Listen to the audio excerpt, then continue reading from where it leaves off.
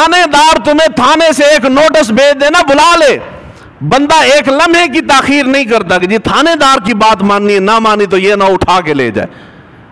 تو تھانے دار تو 4 دن کا ہے،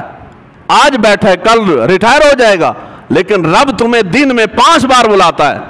اور سب سے بڑا گرفت کرنے والا وہ ہے، اور وہ اتنی گرفت کرنے والا کہ اللہ کے نبی بھی جب اللہ تعالیٰ کی بارگاہ میں ہاتھ باندھ کے نوافل کے اندر کھڑے ہوتے تو اس قدر روتے کہ چشمان مقدس سے بہنے والے آنسوؤں کی وجہ سے میرے نبی کی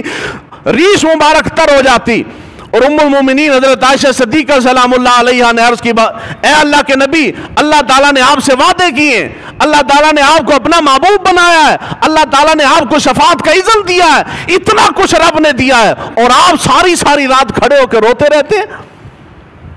جن کے ساتھ وعدہ کوئی نہیں ہے، جن کے ساتھ شفاعت کا اذن کوئی نہیں ہے، جن کے اوپر اللہ تعالیٰ نے فضل نہیں فرمایا، جن کے اوپر نبوت نازل نہیں ہوئی، جو گناہگار بندے ہیں جن کو رب نے یہ سارا کچھ کرنے کا حکم دیا ہے، ان کے کانوں میں آواز آتی ہے اور وہ سو جاتے ہیں. وہ کہتے ہیں جی بخشے جائیں گے.